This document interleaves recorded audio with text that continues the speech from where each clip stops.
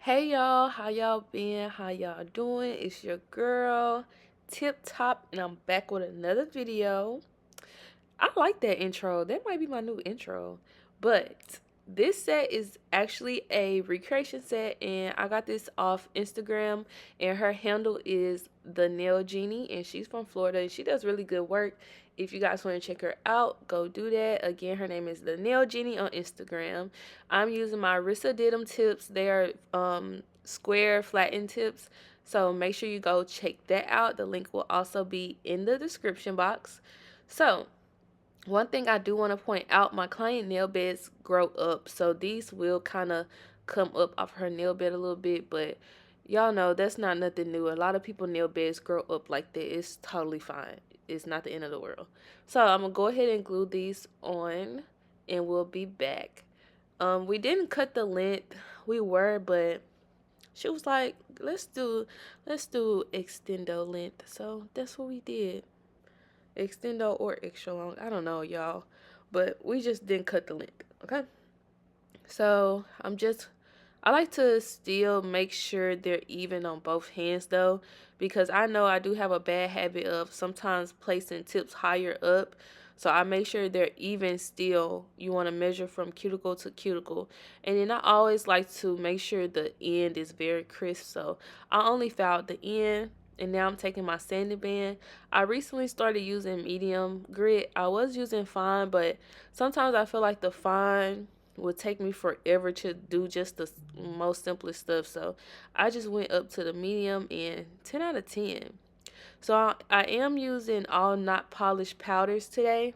Make sure you guys use code TipTop to save some coins. And they recently just came out with a new LED lamp. It looks very nice. But I am using the same prep system. Y'all already know it's either the same stuff. Um, I did swap out my Mia Secret for my not polished, but I will still sometimes use Mia Secret. It really just depends, y'all. And I like to go back and forth so I won't use too much of one product. And I am using not polished monomer, not polished clear, and my not polished size 12 brush that I did crimp myself.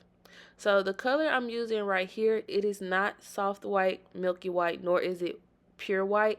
It's actually their glow in the dark purple white, and I didn't get any pictures of it glow in the dark. I don't know why I always do this. I always say, oh yeah, let's use glow in the dark instead, and never get pictures of it glowing in the dark. I always do that. But yeah, I personally opted out from using white just because I wanted to give my client glow in the dark. I like to just spice it up sometimes. So yeah, I'm using this purple white for the ombre, and I think that was second nude I was using. I can't remember, y'all. Y'all can go back to the when I showed them and pause them to see what it is. But yeah, I'm using that for my ombre, and I think the glitter is called Starlight, I think, or something like that. Y'all know, because I showed it. But it'll be definitely in the description box anyway.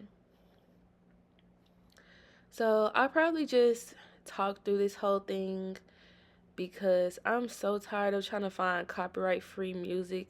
It is so annoying. And I know y'all get tired of hearing the same songs because I get tired of hearing the same songs. Or I know I have had a couple people ask me, would you mind just doing some without the sound? Like, I don't know, it'd be kind of hard for me to talk throughout the whole video though, unless I have something to talk about, or if the set is very intricate and I need to explain a whole lot. But for the most part, it really just, nails is really the same designs, y'all, just different colors. Like, we really just do the same designs over and over again, unless something new comes out. Like, for example, how that heart flame came out, like that was something new. But for the most part, all of this stuff be the same designs and the same technique, just different variations of it. So, like for example, ombre, you can do a solid ombre, you could do a glitter ombre, you could do a marble ombre. Like, you could do so many different ombres, but it's still ombre at the end of the day. You know what I'm saying? So most of the time, it's really not gonna be nothing new when it comes to tutorial wise, because I feel like I've covered everything on my channel that's, you know, the basics or whatever. Anything new you'll see.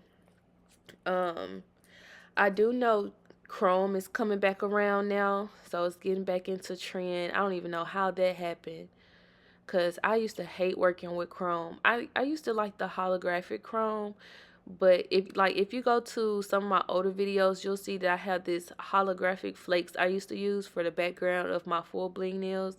But that was really the only time I would have used it.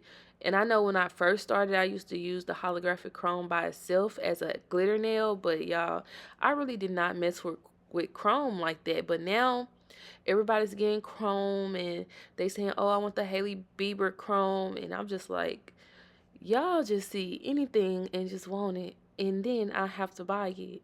So yeah, I'm just so tired of having to buy new stuff. This stuff is so expensive, and now we're in a recession, and it's definitely even more expensive. So yeah, I'm just tired of having to buy new designs. And then most of the time, y'all, people buy, well, no, people say they want X, Y, and Z and never end up booking. Because I know I've definitely had a couple of situations where clients told me, oh yeah, can you go order these Hello Kitty charms, or can you go order these charms right here, and never booked it. And now I'm just sitting here with these charms that you never booked, wasting my money. So that's how I really feel about trends nowadays. Don't get me wrong, they're definitely fun to do, very pretty, but it's just so annoying how I feel like nail techs have to buy new supplies every week almost. And I just cannot do it. I'm getting to the point where if I have it, I have it. If I want to go and buy it just because I want it, I'll do that. But I feel like my clients shouldn't expect me to have something just because it's trending. Like, no. I'm not finna have to keep buying stuff. I would prefer for them to book and say, hey, I booked for this day. I was wondering if you had this. Like, and either I'm gonna say, oh, I have enough time to go get it for you, or, you know, I already have some. But for the most part, I'm not finna break my back every trend. I'm not, to try to get these products, because where I stay in Mississippi, and a lot of times, um, my nail supply store isn't hip like how y'all's are, wherever y'all are. If y'all are from a bigger state, we have one nail supply store, and they don't carry Young Nails, they don't carry Valentino, they carry some Kiara Sky stuff, but when it comes to bigger brands, Kiara Sky is as high as they go. Everything else is very cheap stuff that they upsell um themselves. So yeah, so I really just have to go on the internet to buy my stuff. And you already know, if you're buying supplies from other nail techs or other Instagram shops, they're gonna be way more expensive. So yeah, don't get me wrong, I really like the new trends, but it's just so frustrating having to keep buying stuff over and over and over again, because we already have to buy monomer, primer, tips, files, stuff like that. We have to buy on a week to week basis, because we have to use new monomer for everybody, new files, new buffers for everybody. Tips go by so fast, and a lot of times the tips that some people use don't sell refills, so you have to buy a whole new case.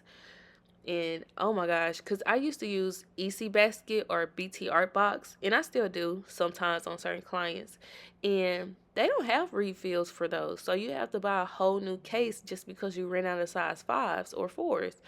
And that is very annoying. But yeah, a lot of people just don't really go into detail on how much it really costs to even be a nail tech. This stuff is very expensive. So if you're thinking about being a nail tech, please keep in mind that you're gonna have to spend a lot to make a lot, okay? So I'm going in with my clear, capping this ombre real quick. I really like to build my nude part up so I really don't have to cap the whole nail though, but you know. And I know I'm finally including my shaping on camera, y'all. So I recently just switched to square files. I like it. I be going through phases. One minute I like round files and I don't see how people use square, and the next minute I use square files and I don't see how I was using round. So I really just go back and forth for no reason at all. But we're in our square file phase right now.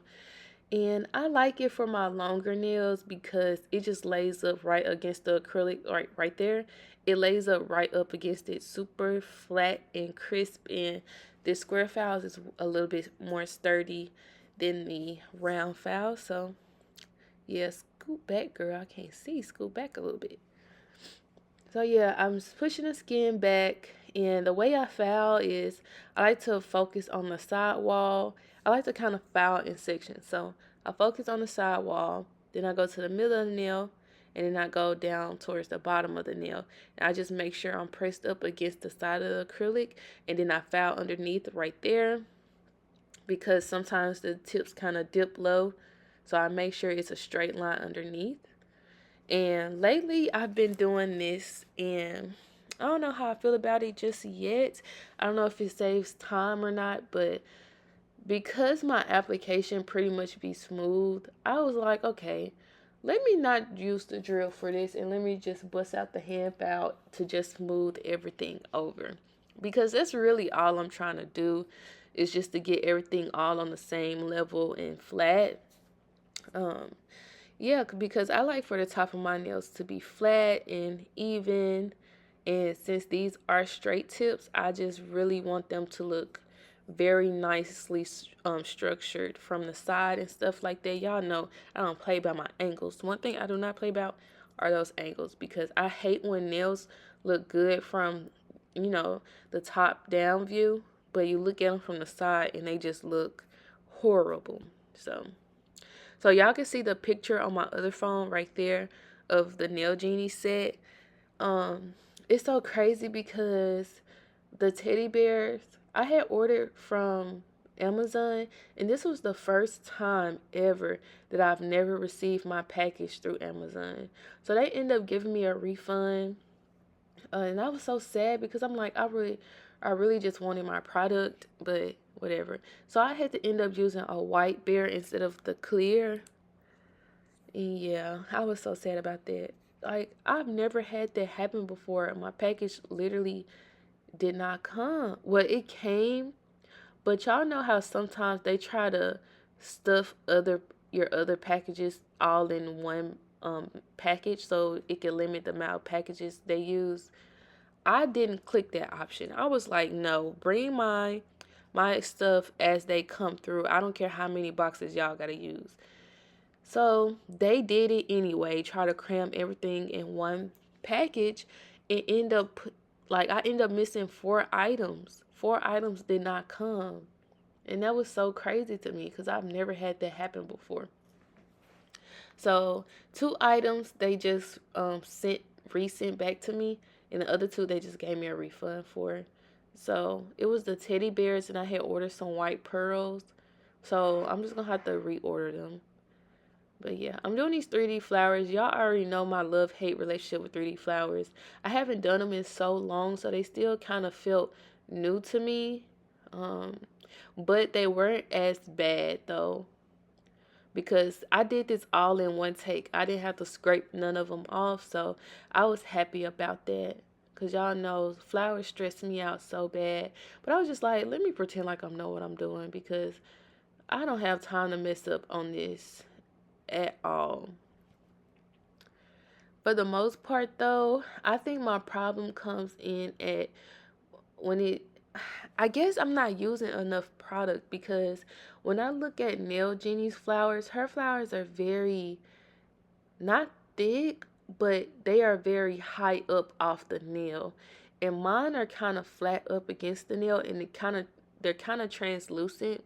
Even though I did use that soft white, I could still see that my flowers weren't as thick as her flowers. but I still like how they came out.